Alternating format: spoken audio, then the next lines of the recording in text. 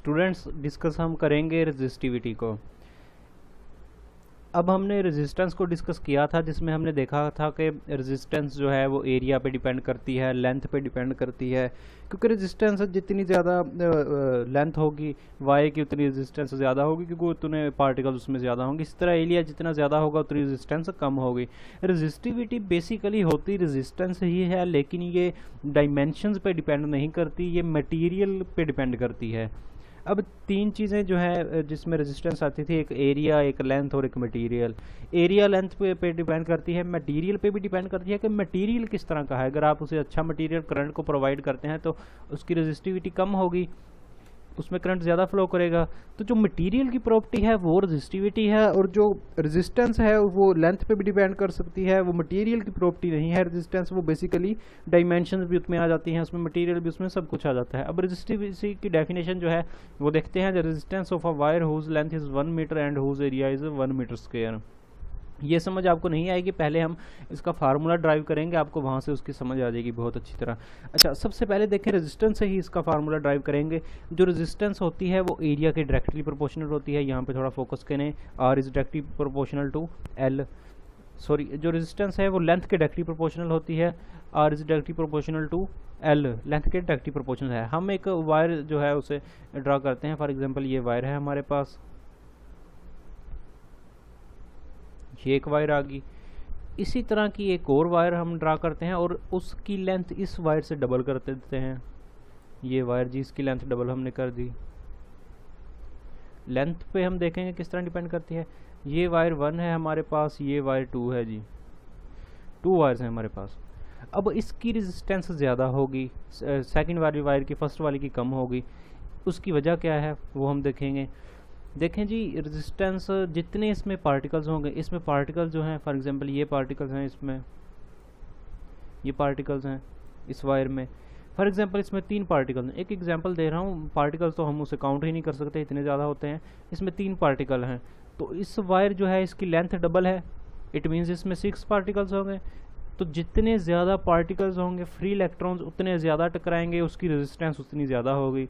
Resistance हमने पढ़ा था कि फ्लो ऑफ करंट के खिलाफ जो मुज़ाहमत पेश करती है उसे रेजिस्टेंस हम कहते हैं। फ्लो ऑफ करंट हो रहा है, किसी वायर से करंट फ्लो कर रहा है, तो वो फ्लो को रोकने के लिए जो है रेजिस्टेंस जो है अपना किरदार अदा करती है। यानी कि लेंथ अगर डबल कर देंगे, उसमें पार्टिकल्स डबल हो जाएंगे, तो उसकी रेजिस्टेंस डबल हो जाएगी। यानी रेजिस्टेंस जो है लेंथ के डायरेक्टली प्रोपोर्शनल है। जितनी हम लेंथ इंक्रीज कर रहे हैं उतनी रेजिस्टेंस इंक्रीज कर रहे हैं। यहाँ पे थोड़ा गौर करें। और इसी तरह रेजिस्टेंस जो है वो एरिया के इन्वर्सली प्रोपोर्शनल होती है। एरिया की इन्वर्सली प्रोपोर्शनल किस तरह है वो देखते हैं। इसी तरह एक जो है वायर ड्रा करते हैं हम। ये एक वायर है जी हमारे पास,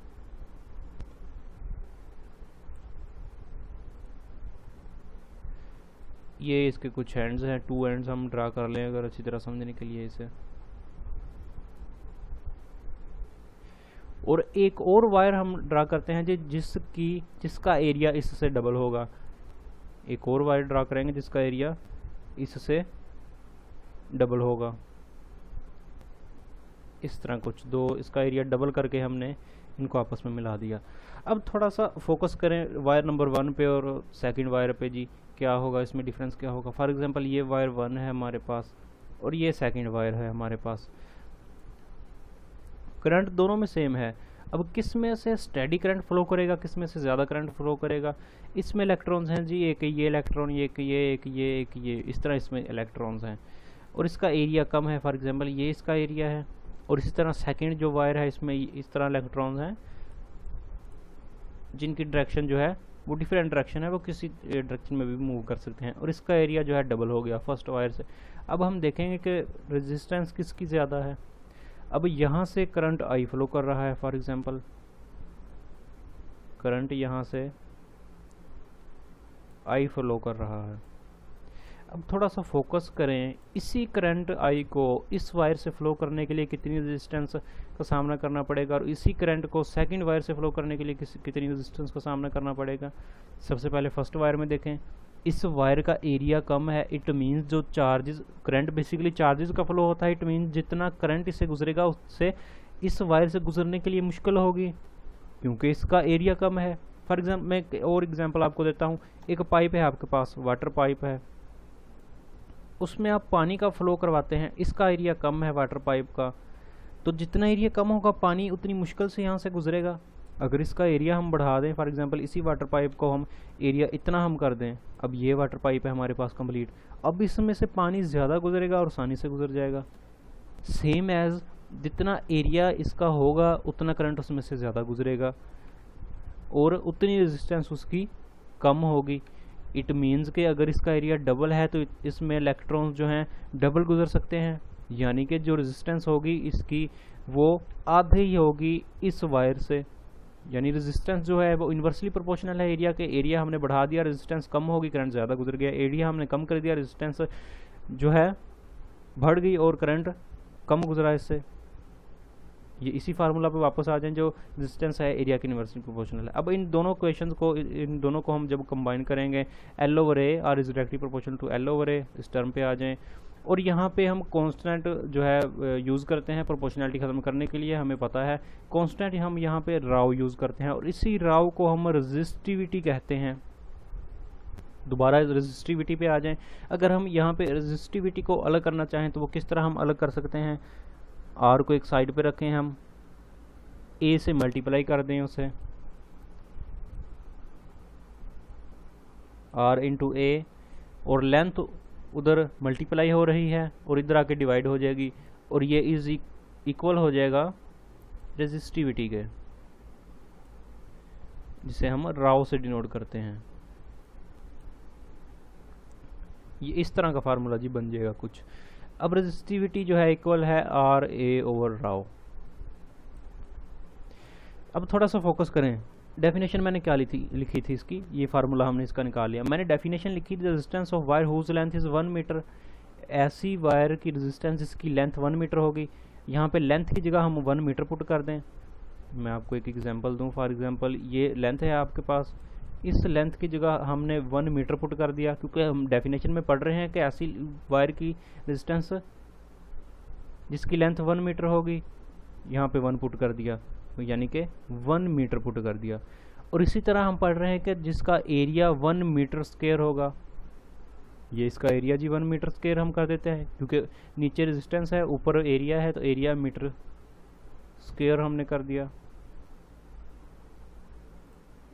ये इसका एरिया आ गया जी, एरिया कितना हो गया, मीटर स्क्वायर। अब रेजिस्टेंस ये वाला बच गया आर, कैपिटल आर, जिसे हम रेजिस्टेंस कहते हैं। यहाँ पे देखें जी, ये एम इससे कैंसिल हो जाएगा, यानी कि अगर नीचे 1 है ऊपर 1 है तो दोनों कैंसिल हो गए। और हम टर्म क्या पाते हैं कि जो रेजिस्टिविटी है वो इक्वल हो जाती है रेजिस्टेंस के। थोड़ा सा फोकस करें, दोनों 1 1 हमने पुट कर दिए और जो रेजिस्टिविटी है वो इक्वल हो जाती है रेजिस्टेंस के। लेकिन यहाँ पे डिफरेंस एक आ रहा है, वो क्या डिफरेंस है कि यूनिट्स दोनों के सेम नहीं है। रेजिस्टिविटी का और यूनिट है, उसका यूनिट रेजिस्टेंस का यूनिट और है। रेजिस्टेंस का यूनिट हमने पढ़ा था कि ओहम मीटर है, और सॉरी रेजिस्टेंस का यूनिट हमने ओहम पढ़ा था और रेजिस्टिविटी का ओहम मीटर होगा। वो यूनिट हम इसी फार्मूला से ड्राइव कर सकते हैं। आर का यूनिट क्या है ओहम, एरिया का यूनिट क्या है मीटर स्क्वायर, और लेंथ का नीचे हम क्या unit metre. Metre metre cancel हो जाएगा और रेजिस्टिविटी का यूनिट क्या आ जाएगा, ओहम मीटर।